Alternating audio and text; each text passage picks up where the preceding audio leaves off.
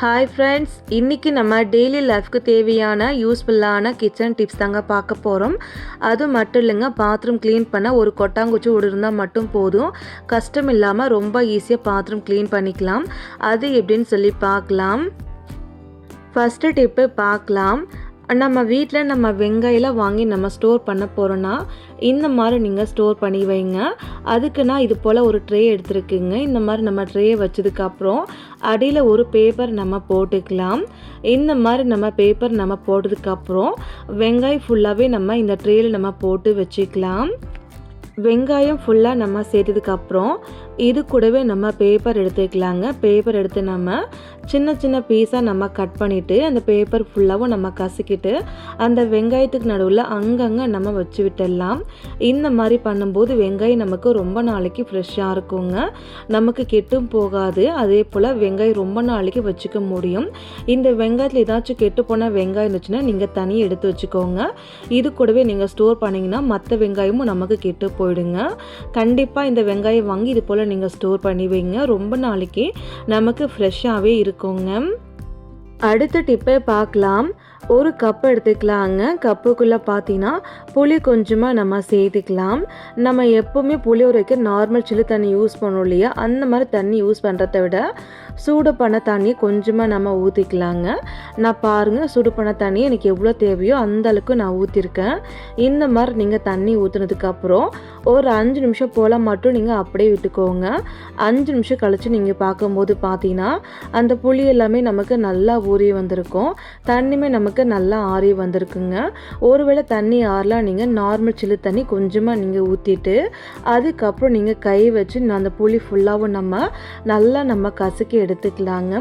இந்த மாதிரி நீங்கள் புளியை வச்சு நீங்கள் புளியும் போது நமக்கு புளி கரைக்கிறதுக்கு ரொம்பவே ஈஸியாக இருக்கும்.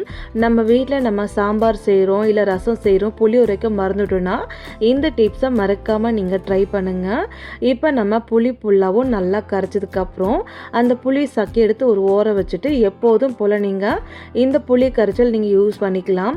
நமக்கு டைமும் சேவ் ஆகும், புளியுமே நம்ம வேஸ்ட் ஆகாமல் அழகாக கரைச்சி எடுக்க முடியும். நெக்ஸ்ட்டு டிப்பு என்னன்னு சொல்லி பார்க்கலாம். நம்ம நிறைய பொருட்களில் பார்த்தீங்கன்னா நம்ம காஃபி போட்டாலும் சரி இல்லை பூஸ்ட் ஹார்லிக்ஸ் கலந்தாலும் சரிங்க, ஃபஸ்ட்டு நம்ம பூஸ்ட்டு கலந்துட்டு அதுக்கு மேலே சக்கரை சேர்த்து அதுக்கப்புறம் நம்ம பால் ஊற்றி போடலையா, அந்த மாதிரி ஊற்றி நீங்கள் ஆற்றும் போது என்ன ஆகும்னா நமக்கு அந்த பாத்திரம் அடியில் நமக்கு ஒரு மாதிரி ஹார்லிக்ஸாக இருக்கட்டும் இல்லை காஃபி தூளாக இருக்கட்டும்ங்க, ஒரு மாதிரி கட்டி பிடிச்ச மாதிரி அந்த பாத்திரத்தில் நமக்கு ஒட்டிக்கோங்க.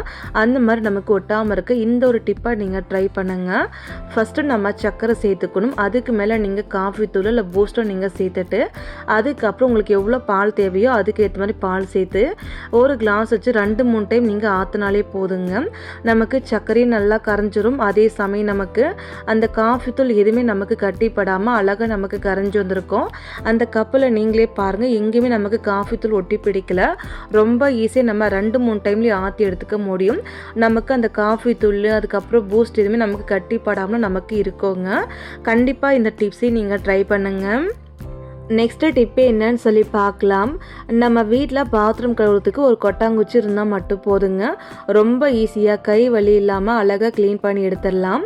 நான் பாருங்கள், பால் குண்டா எடுத்துருக்கேன். பால் குண்டா ஓரங்கள் நமக்கு அந்த பாலோட ஃபுல்லாகவே நமக்கு தீஞ்சிருக்குங்க. அது மட்டும் இல்லைங்க, உங்கள் வீட்டில் அடி பிடிச்ச பாத்திரம் எந்த பாத்திரம் இருந்தாலும் இந்த மாதிரி நீங்கள் க்ளீன் பண்ணிக்கலாம்.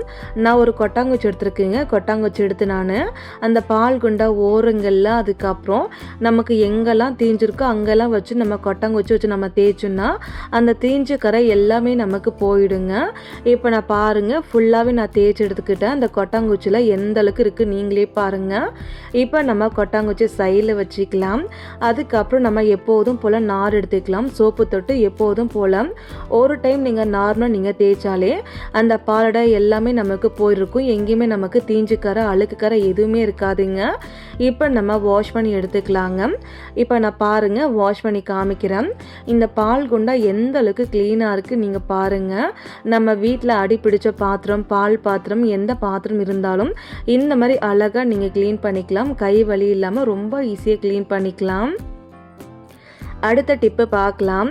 நம்ம வீட்டில் நம்ம கொத்தமல்லி கருவேப்பிலை வாங்கி நம்ம ஸ்டோர் பண்ண போகிறோன்னா இந்த மாதிரி நீங்கள் ஸ்டோர் பண்ணி வைங்க. 20 நாள் வரைக்குமே நமக்கு நல்லா ஃப்ரெஷ்ஷாக இருக்கும்.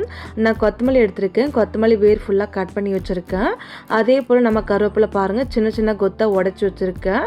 இப்போ நம்ம பிளேட்டை சைடில் வச்சுக்கலாம். அதுக்கப்புறம் நான் 2 வாட்டர் கேன் எடுத்துருக்குங்க. 2 வாட்டர் கேன் எடுத்து நான் அது மேலே இருக்கிற கவர் ஃபுல்லாகவே நம்ம ரிமூவ் பண்ணிக்கலாம். பாருங்கள், மேலே இருக்கிற கவர் ஃபுல்லாகவே நம்ம ரிமூவ் பண்ணியாச்சுங்க. அதுக்கப்புறம் நம்ம ஒரு கத்தி எடுத்துக்கலாங்க. கத்தி எடுத்து அடுப்பில் ஹீட் பண்ணிவிட்டு இந்த வாட்டர் கேன் நம்ம கட் பண்ணிக்கலாம். நான் வீடியோவில் காமிக்கிற பாருங்கள். இந்த மாதிரி நம்ம வாட்டர் கேன் கட் பண்ணிக்கலாம். வாட்டர் கேன் நீங்கள் கட் பண்ணும்போது ஒரு கொஞ்சம் மட்டும் நீங்கள் விட்டுட்டு மிச்சது எல்லாமே நீங்கள் கட் பண்ணி எடுத்துக்கோங்க. பாருங்கள், இது போல் நீங்களுமே கட் பண்ணி வச்சுக்கோங்க. இப்போ நான் ஒன்று போல் கட் பண்ணிட்டேன். இன்னொன்றுமே அதே போல் நம்ம கட் பண்ணி நம்ம எடுத்துருக்கோங்க. இந்த மாதிரி நீங்களும் கட் பண்ணி வச்சுக்கோங்க. அதுக்கப்புறம் நம்ம கத்தியை சைடில் வச்சுக்கலாம். கத்தியை நம்ம சைடில் வச்சதுக்கப்புறம் இந்த வாட்டர் கேன் 2மே நம்ம எடுத்து நேராக நம்ம வச்சுக்கலாங்க. அதுக்கப்புறம் நம்ம சைடில் பிளேட்டை சொல்லி அந்த கொத்தமல்லி கருவேப்பிலை அதை நம்ம எடுத்து வச்சுக்கலாம். ஒரு வாட்டர் கேன் நீங்கள் ஓப்பன் பண்ணி வச்சுக்கோங்க. இப்போ நம்ம கொத்தமல்லி எடுத்துக்கலாங்க. கொத்தமல்லி நம்ம எடுத்ததுக்கப்புறம் அந்த வாட்டர் கேனை நம்ம வச்சுக்கலாங்க. உங்ககிட்ட எந்த அளவுக்கு கொத்தமல்லி இருக்கோ அதுக்கேற்ற மாதிரி நீங்கள் பெரிய வாட்டர் கேன் எடுத்துக்கலாம். இல்லை நீங்கள் இந்த மாதிரி நீங்கள் சின்ன வாட்டர் கேனும் எடுத்துக்கலாங்க. நான் இப்போ பாருங்கள், அந்த கொத்தமல்லி ஃபுல்லாகவும் உள்ளுக்குள்ளே வச்சு அந்த பாட்டில் ஃபுல்லாகவும் இந்த மாதிரி நான் க்ளோஸ் பண்ணிக்கிறேங்க. இந்த மாதிரி நம்ம ரெடி பண்ணி சைடில் வச்சுக்கலாம். அதுக்கப்புறம் நான் இன்னொரு வாட்டர் கேன் ஓப்பன் பண்ணி அந்த கருவேப்பிலை ஃபுல்லாகவும் நான் இதுக்குள்ளே அழுதி நான் வச்சுக்கிறேங்க. இந்த மாதிரி நீங்கள் வச்சதுக்கப்புறம் இதுவுமே நம்ம க்ளோஸ் பண்ணி வச்சுக்கலாம். அதுக்கப்புறம் நம்ம பிளேட் எடுத்து நம்ம சைடில் வச்சுக்கலாங்க. இப்போ நம்ம அந்த கொத்தமல்லி கருவேப்பிலை 2மே நம்ம உள்ளுக்குள்ளே வச்சாச்சு இல்லையா? இதை கொண்டு போய் என்ன பண்ணணும் நீங்கள் பார்த்தீங்கன்னா, நம்ம வீட்டில் நார்மலாக ஃப்ரிட்ஜுக்குள்ளே வச்சு நம்ம ஸ்டோர் பண்ணுவோம் இல்லையா? அதே மாதிரி நீங்கள் ஸ்டோர் பண்ணிக்கினா போதும்.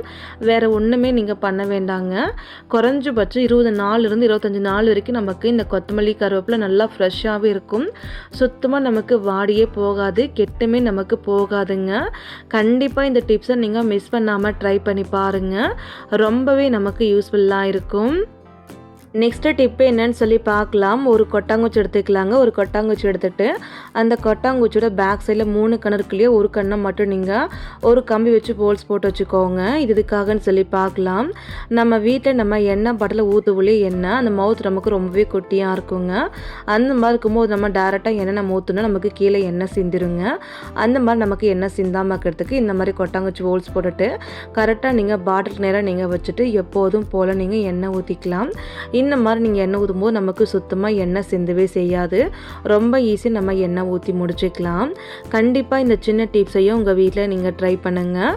ஓகே ஃப்ரெண்ட்ஸ், இந்த வீடியோ உங்களுக்கு ஏதாச்சும் யூஸ் இருக்குது நீங்கள் நினச்சிங்கன்னா மறக்காமல் வீடியோக்கு லைக் பண்ணுங்கள், கமெண்ட் பண்ணுங்கள், மறக்காமல் சப்ஸ்கிரைப் பண்ணுங்கள், மறக்காமல் ஷேர் பண்ணுங்கள், மறக்காமல் உங்கள் வீட்டில் நீங்கள் ட்ரை பண்ணி பாருங்கள். இந்த கொட்டாங்குச்சி நீங்கள் மறுபடி ரீயூஸ் பண்ணிக்க முடியும்.